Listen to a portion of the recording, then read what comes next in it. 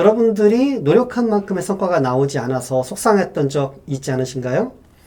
내가 노력한 만큼의 성과를 거두고 싶고 최상위 학생들과 같은 성취 수준을 원하고 계시지 않은가요? 그러려면 반드시 필요한 것이 학습의 본질을 이해하는 것입니다.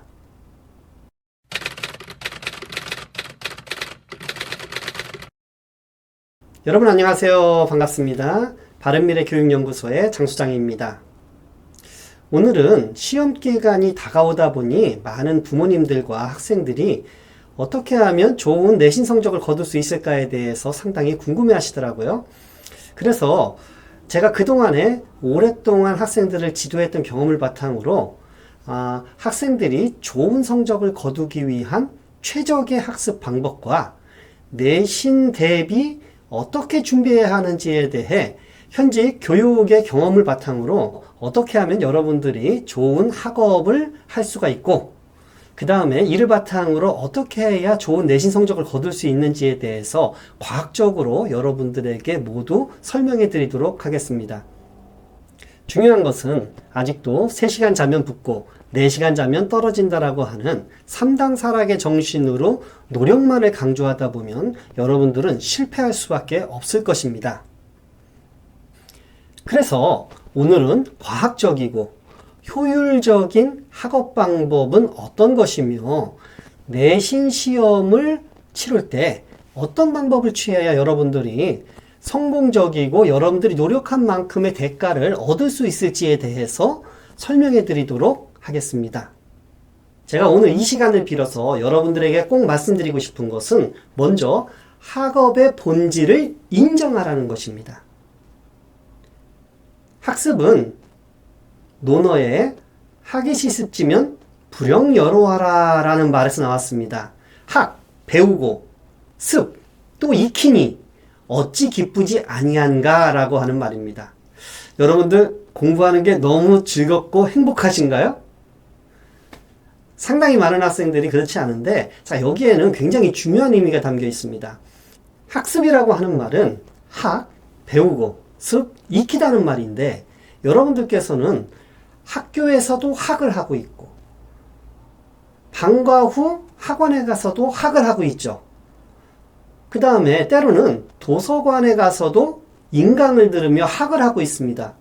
그런데 학을 하고 있는 것 자체가 여러분들은 공부의 전부라고 생각하는 거죠. 부모님들도 마찬가지입니다.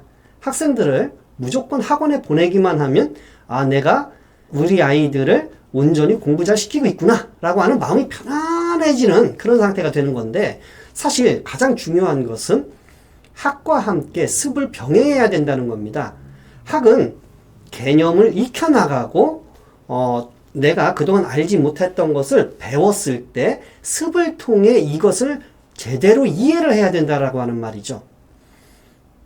자, 그래서 학을 할 때는 모든 것이 너무나 쉽게 다 이해되는 것 같아요. 그런데 실제 혼자 습을 하다 보면은 이거 뭐야? 이게 이런 개념이었어? 이렇게 되는 경우가 상당히 많은 거죠. 자, 이렇게 해서 기본 개념을 철저하게 익히게 돼야 학과 습이 병행이 되어서 온전한 공부가 되는 겁니다. 그런데 습을 너무 우리는 등한시합니다. 때로는 시간이 없다고 안 하는 경우가 많거든요. 그러면 상당히 여러분들에게 위험한 비효율적인 공부를 하는 것이다 라고 말씀드릴 수가 있겠습니다. 자, 그러니 여러분들은 앞으로 배운 학을 바탕으로 반드시 당일 습을 해나가셔야 됩니다. 자, 습을 해나갈 때는 방법이 있습니다. 첫 번째, 내가 처음 접한 개념에 대해서 먼저 요약 정리하면서 배우고 이해하는 거죠. 두 번째로는 관련된 문제를 꼭 풀어봐야 됩니다. 관련 문제들은 여러 가지 문제 유형이 있으니까 그걸 풀어보면 되겠죠. 세 번째로는 내가 풀어본 문제를 다시 한번 응용해서 내가 직접 문제를 만들어 보는 겁니다. 이 세 가지의 원칙을 해나간다면 여러분들은 온전한 학습을 했다라고 할 수가 있을 것입니다. 공부를 함에 있어서 그 다음으로 상당히 중요한 것이 있는데 그것은 바로 공부하는 우리의 신체 기관에 대한 이해입니다. 여러분들 공부를 할 때 여러분들은 어떤 기관이 공부를 한다라고 판단하시나요? 우리의 뇌죠. 그러다 보니까 우리가 우리의 뇌의 특성을 잘 이해해야 여러분들은 효과적인 학습, 과학적인 학습을 할 수 있는 것입니다. 교사가 되기 위해서는 다양한 과목을 배웁니다. 그 중에서 전공 지식 외에 다양한 교육학의 전문 분야를 배우게 됩니다. 그 중에서 상당히 중요한 부분이 바로 교육 심리학인데, 자, 심리학이라고 하는 것이 뇌의 특성에 관해 배우는 것입니다. 그러다 보니 교육은 심리학, 즉 뇌의 특성에 맞게 가장 효율적인 학습을 할 수 있는 방법을 고민하여 만들어낸 어떤 체계인 것이죠. 그러니 여러분들도 이제부터는 심리학에 대해서 너무 힘들지 않을까? 어렵지 않을까?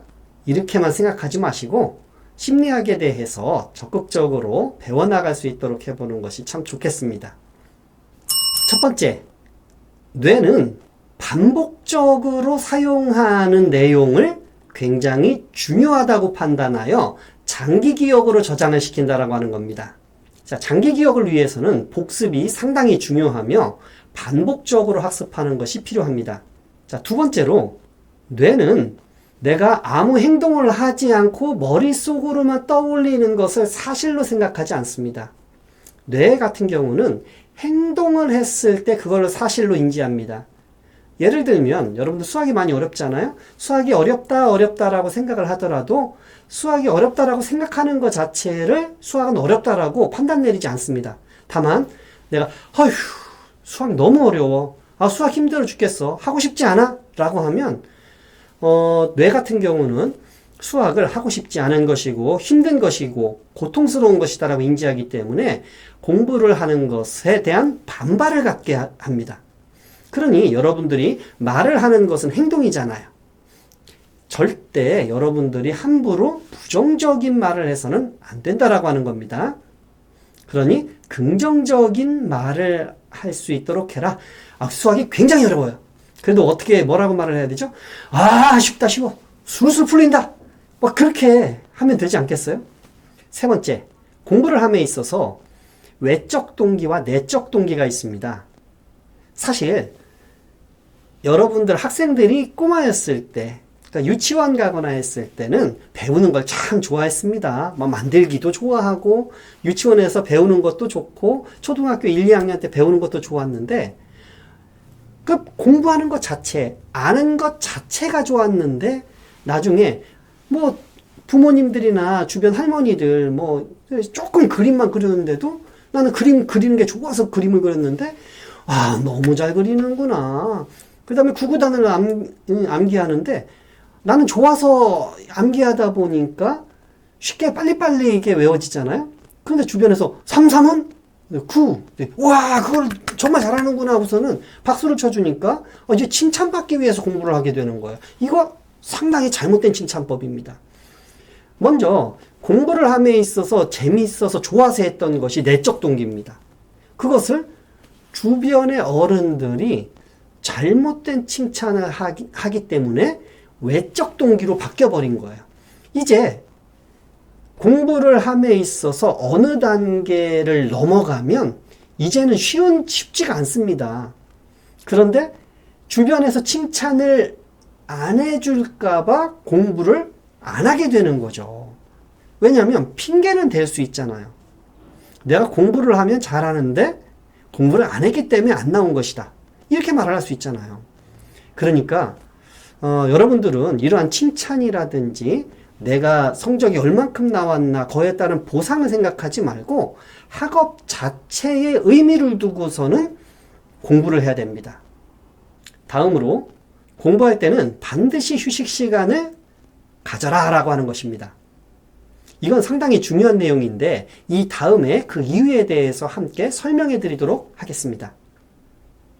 이번에는 뇌의 특성을 이해함과 동시에 여러분들이 올바른 생활 습관을 지녀야 한다라고 하는 것입니다.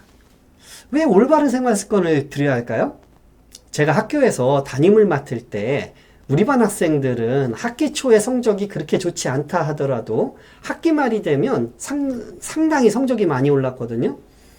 이때 학생들에게 제가 이야기한 것이 있습니다. 반드시 이 네 가지를 지키도록 해라. 첫 번째, 쉴 때 쉬고, 먹을 때 먹고, 공부할 때 공부하고, 잘 때 자라. 그런데 어떤 학생들은 이 규칙을 지키지 않고 쉴 때 공부하고, 공부할 때 자고, 잘 때 밥 먹고, 이런 학생들이 있습니다. 그렇다면 여러분들은 분주하기만 할 뿐 학습의 효율성은 상당히 떨어지게 되는 것입니다. 앞서 휴식 시간을 가지라고 했는데 그 이유는 바로 두뇌 활동이 상당히 고차원적인 활동이기 때문입니다. 여러분들이 컴퓨터 게임을 할 때 오랫동안 고사양의 그래픽 게임을 하다 보면 컴퓨터가 느려지잖아요. 인간의 두뇌도 컴퓨터와 같습니다. 그래서 오랫동안 고차원적인 학업 활동만, 학습 활동을 지속하다 보면 뇌가 뜨거워집니다. 그리고 뇌에 영양분을 공급하면서 발생한 찌꺼기들을 제거할 시간이 없어지는 거죠. 그러니 이러한 두 가지를 함께 갖추다 보면은 학업의 효율성이 현격히 쭉 떨어지는 겁니다. 그런데 그러다 보니까 이제 여러분들은 오랫동안 공부를 할 뿐 사실은 멍한 상태로 있는 거죠. 저는 1시간 공부할 때 꼭 10분 정도는 쉬도록 해라. 그런데 공부가 잘 될 때가 있잖아요. 그래서 2시간 정도를 할 때도 있습니다. 그때는 1시간에 10분이라고 하는 규칙을 정해놓고 2시간 했으면 15분에서 20분 정도를 쉬어주는 겁니다. 세 번째로 중요한 것은 바로 목적과 장소를 일치시키라는 겁니다. 자, 무슨 얘기냐면 여러분들 책상은 공부하는 곳이죠. 그런데 어떤 학생들 같은 경우는 책상에서 공부하다가 쉴 때 그 책상 위에서 스마트폰을 이렇게 하거나 아니면 거기서 엎드려 자거나 이렇습니다. 그렇다면 우리의 두뇌는 어떻게 판단을 하냐면 책상은 공부하는 곳이 아니라 스마트폰도 보고 잠도 자고 하는 복합적인 곳으로 생각하는 겁니다. 그러니까 뇌는 책상을 공부하는 곳으로 판단할 수 있도록 우리는 쉴 때는 거실에 가서 쉰다든지 침대에서는 수면을 취하든지 이렇게 해야 됩니다. 근데 여러분들 생활을 한번 잘 돌이켜 보십시오. 여러분들은 책상에 엎어서 잔다든지 아니면 침대에 엎드려서 스마트폰을 한다든지 하는 경우가 많죠? 자, 절대 그래서는 안 됩니다. 그래서 목적, 내가 하고자 하는 목적과 장소를 일치시켜야 됩니다. 뚝 떨어져야 돼요. 책상에서 쉬는 것이 아니라 쉴 때는 책상에서 일어나서 밖으로 나가서 그냥 막 걸어 다니세요. 그때 스마트폰 하고 싶은데 자기 전에 스마트폰 하면 안 되잖아요. 그렇게 되면 여러분들 공부한 거 다 까먹는 거거든요. 그러니까 스마트폰은 그냥 아무 생각 없이 뇌를 리프레시 할 때 편하게 그냥 운동장을 걸어가면서 한다든지 밖에 산책로를 걷는다든지 아니면 거실에서 편하게 이렇게 아무 생각 없이 하세요. 이때는 부모님들도 뭐라고 하지 마세요. 아, 저 쉬는 시간이에요 라고 하면 그냥 그걸 인정해 주시는 것이 좋습니다. 결국 제가 드리고 싶은 말씀은 휴식과 수면과 같은 것들은 낭비의 시간이 아니라 재투자의 시간이니까 굉장히 중요한 역할을 한다라는 것입니다. 그래서 학업계획표를 작성할 때도 저는 학생들한테 공부할 거를 먼저 정해놔라가 아니라 휴식 시간과 식사 시간을 먼저 정한 후에 그 사이사이에 공부 시간을 배치하도록 하여라 라고 말을 합니다.